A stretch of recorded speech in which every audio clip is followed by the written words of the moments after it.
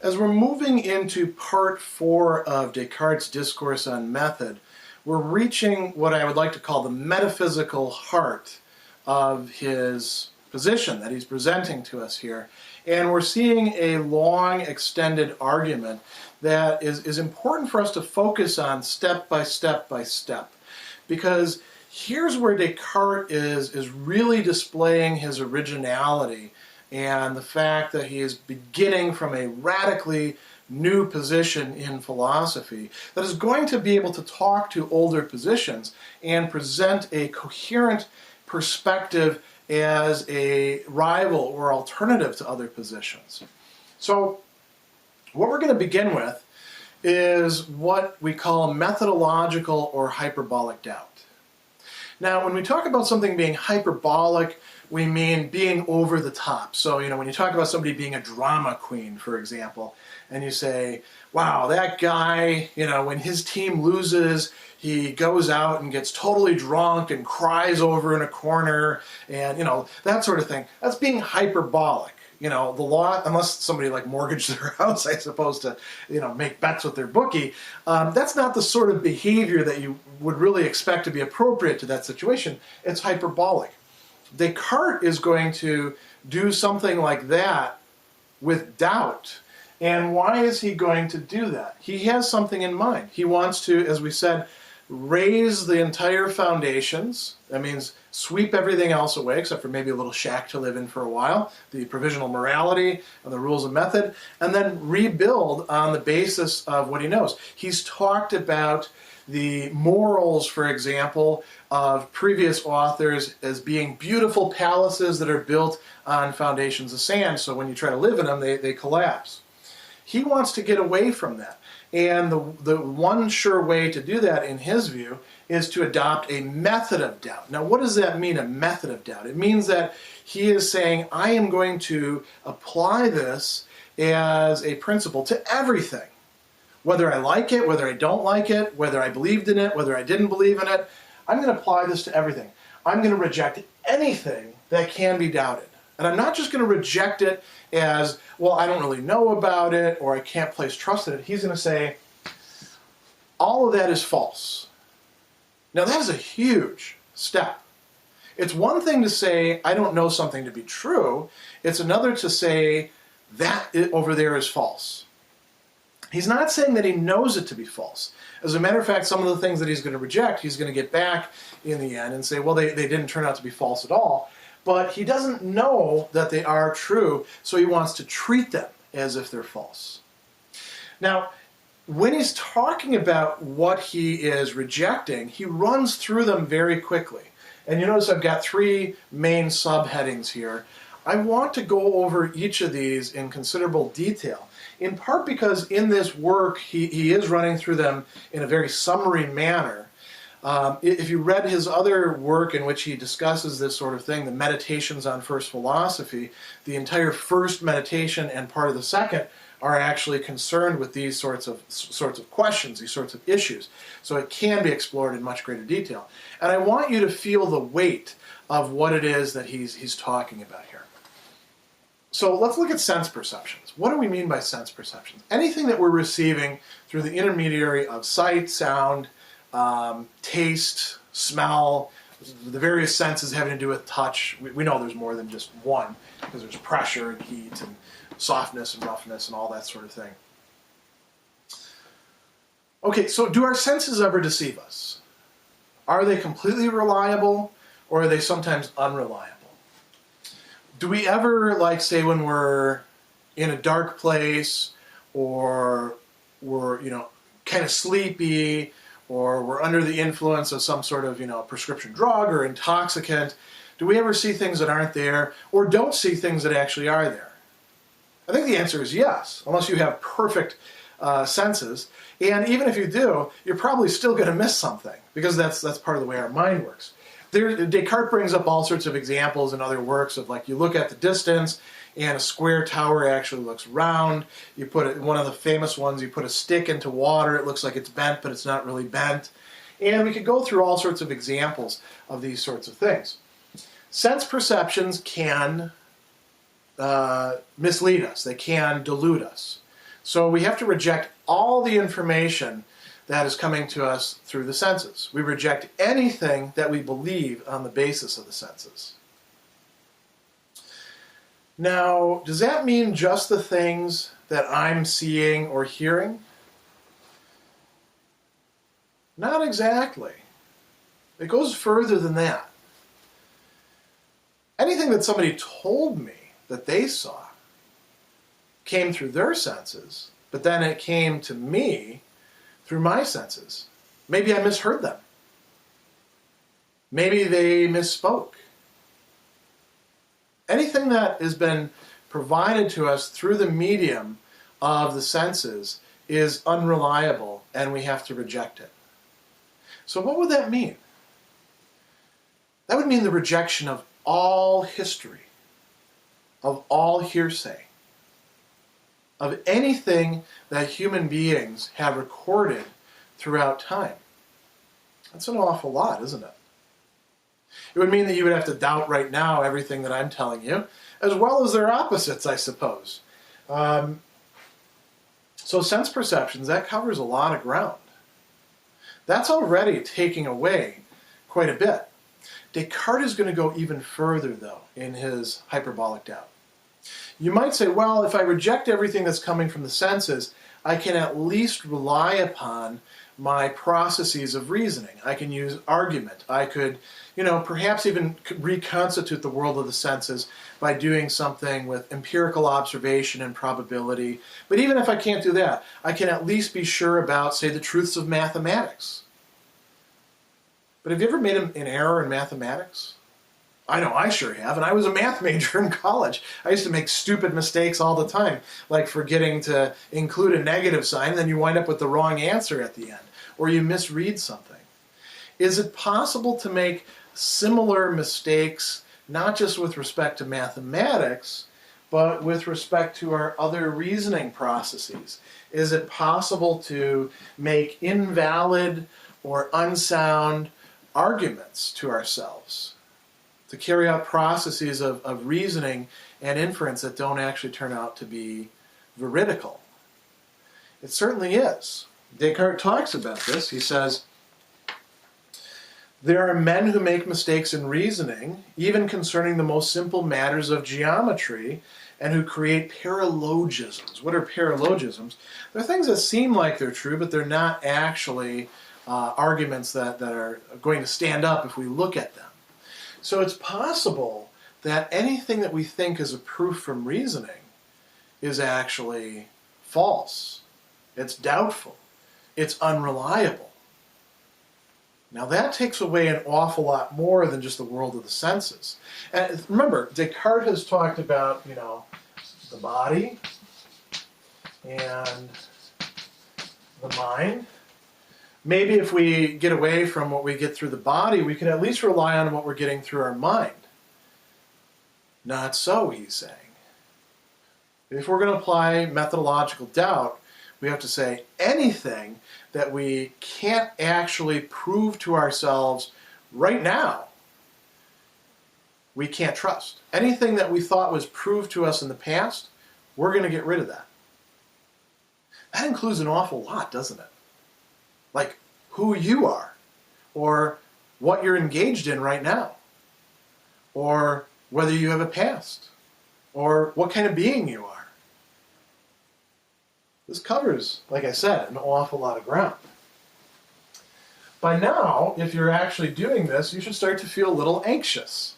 And quite often when people are reading Descartes for the first time, a response that's perfectly reasonable, I suppose, although, do we have a proof for it? No, we don't, is to feel like, well, what can I actually depend upon? And that's what Descartes is trying to do. He's trying to strip away all the things that we take for granted and say, we can't actually depend on those. Let's find what we can. He goes even further yet. Maybe we're not even awake. Maybe we're just hallucinating. Maybe we're in a dream state. Is it possible for us to tell the difference between being, in a dream state or being awake? Not at this point, he says. And this is a very famous argument that Descartes is going to make. Later on in the Meditations, he's going to develop this at greater length, involving, the possibility that we could be being deceived by an evil demon or a, evil genius that devotes all of its efforts and attention to deceiving us, giving us false information. Think about movies like The Matrix, where these people are not actually living the lives that they think they are engaged in, but are just, bodies in these kind of tanks with a bunch of things jacked into their head, and they're off in the computer program hallucinating that they're working in an office, hallucinating that they're living a life, hallucinating that they're having, relationships, or eating lunch, or being pursued by things. Now think about our dreams. Think about all the crazy stuff that happens in our dreams. I remember, here's one classic example of it's exactly what Descartes is talking about. I remember when I was working one of the jobs that, I'd worked a lot of jobs that I would call crappy jobs, for near to minimum wage, lots of hours, bad working conditions, just because I had to. And I was working at this pizza restaurant.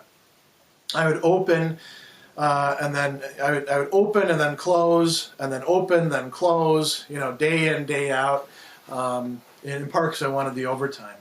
And I remember going to sleep one night and having a dream in which I worked an entire shift, an 8-hour shift. And it was very vivid.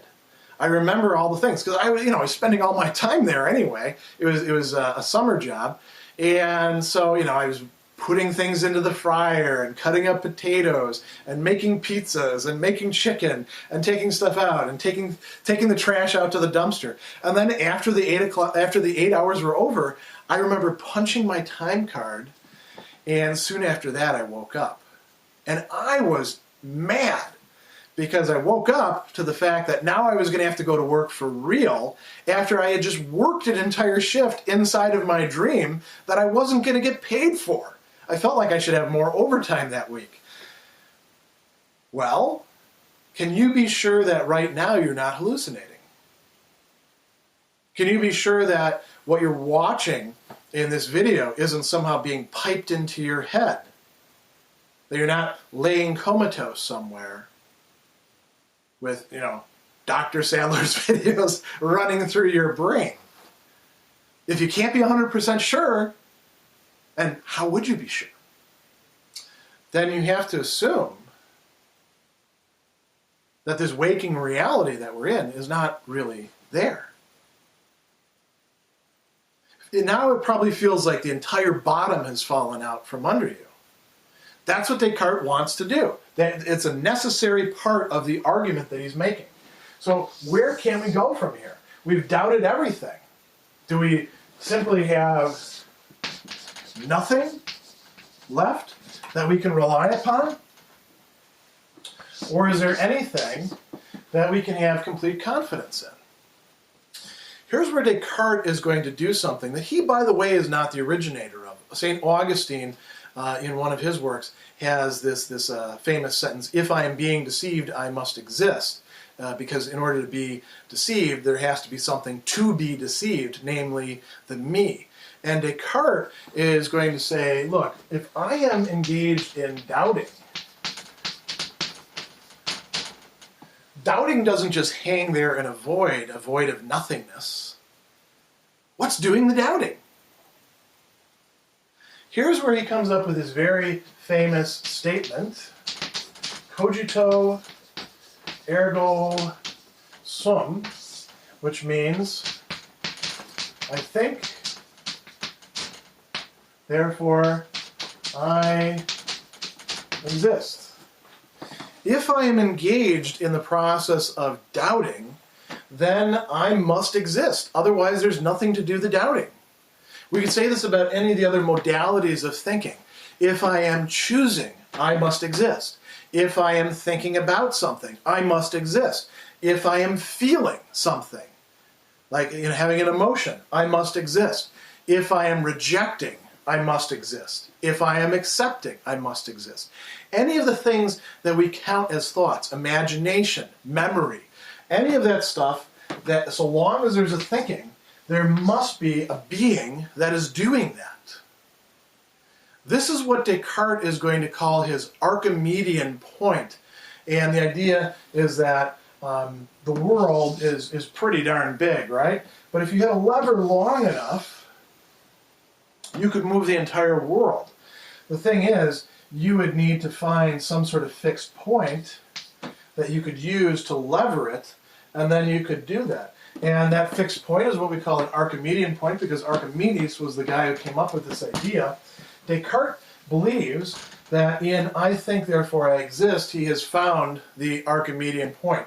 We often call this the Cartesian Cogito, after I think. So he says, here's how he frames it. I, who was doing the thinking, had to be something. Now the question is, what is that something? And here this think is going to be the clue. Another way we can say this is, I am a thing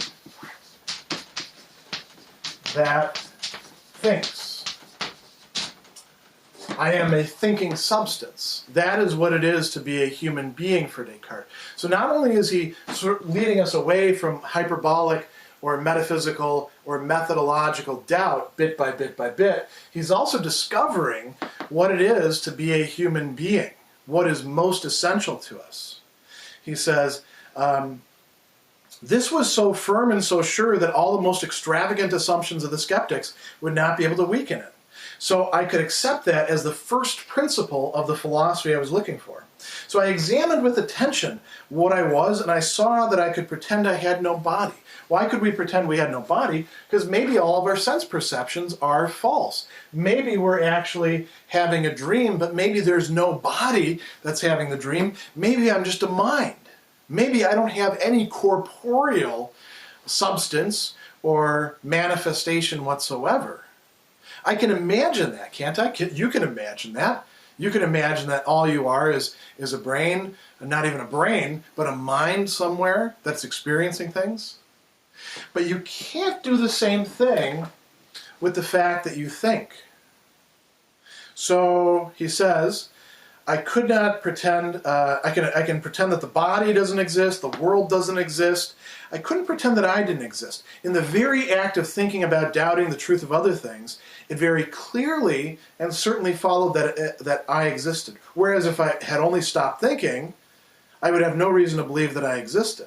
So I recognized, he says, that I was a substance whose essence or nature is only thinking. Our essence, our substance, is thinking.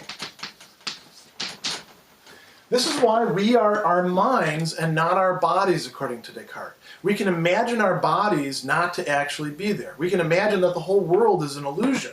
But we can't imagine, not if we follow it through, that we don't exist and that we don't think, because we do.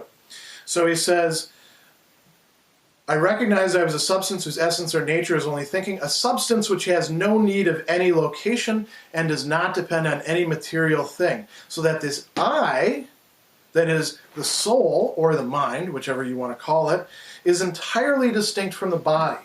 So what we have here is the mind and the body are totally separate. If there is a body at all, we should put body question mark. Totally separate from each other. Two entirely different kinds of things. The mind is not the brain. The mind is not something that is in the body. The mind is something that in some mysterious, unexplained way so far is connected with the body. Because, I can think about, I want to move my arm, and I want to move it back. But it's not the same substance as the body. These are two radically different things. So he says, even if the body were no longer there, the soul could not help being everything that it is. So that's a really important set of achievements. Are we stuck with nothing here? No, we have the human being that understands its very nature. Now, can we get anything more than that? Can we, do you want to be stuck in methodological doubt, knowing who you are, but not knowing anything else about the rest of the world? Probably not. So Descartes says, what is it that's necessary for a proposition to be true and certain? what is our criterion for truth and certainty? That's a good question. How do we, in fact, know things to be true? How can we get out of doubt? How does it work in your life? Do you just sort of, somebody tells you something and you're like, oh yeah, sounds good to me, you know, I'll accept that. Descartes would say, that's not the way to go, because hearsay, or your sense perceptions, is not going to give it to you. How do we, in fact, know that something is true? How can we be certain about it? He says, well, let's think about this. How did we know that that was true and certain? So he says, having noticed that in the sentence, I think, therefore I am, there's nothing to assure me that I am speaking the truth, other than I see very clearly that in order to think it is necessary to exist, I judged I could take as a general rule the point that things that we conceive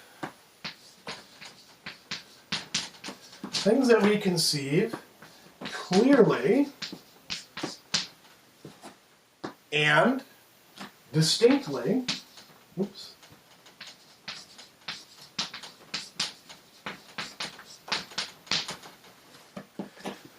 those things are going to be true, and we can be certain that they're true. Now, what does it mean for things to be clear and distinct? This is not language that you're used to thinking about. So clearly means that there's no obscurity in it. You know exactly what you're talking about. There may be some things that seem kind of mysterious about this, but if you think it through, we know what it means to think. We know what it means to exist. We know what it would mean to be a thing that thinks. We know that, the body and the mind, what it would be for them to be totally separate. So if we have clear propositions, if we really understand what it is that we're thinking about or talking about, that's clarity. Distinct means that we're not blurring things in together. We're not mistaking one thing for another. We can actually separate them out. Think about Descartes' rules of method, right? The first rule of method was this hyperbolic doubt. Second rule of method was to take all the difficulties that we run into, break them down into their parts. Look at each part separately. That is to treat them distinctly. We're doing that with the mind and the body right here. The mind is one thing, the body is another thing. If we want to understand the nature of the body, we have to look at the body. If we want to understand the nature of the mind, put the body aside and look at the nature of the mind. Don't bring up MRIs or brain states or stuff like that. Look at what it is that you do with your mind. Reflect on that, Descartes would say. And you can have clear and distinct knowledge about these sorts of things. So he says, that left the single difficulty of properly noticing which things are the ones that we actually conceive distinctly. So what have we achieved so far? We've inflicted this hyperbolic doubt upon all of our experiences, all of our reasonings, everything that we are, and we took away an awful lot. Then in that absence, in that void, we found something that we can rely upon. And in finding that, we were actually doing that. We were actually enacting that. We were discovering what it is, according to Descartes, what we really are. Every one of us can follow along with Descartes' story and say, I am a thing that thinks. My entire essence, my entire substance is thinking. My mind and my body are totally separate. Then we found something else. We can, in fact, have some knowledge about something beyond the fact that I exist and the fact that I am a thinking thing, because if something is clear and distinct, I can say that I can rely upon it. Now the question that we want to ask is, all right, what is clear and distinct? What else do I know?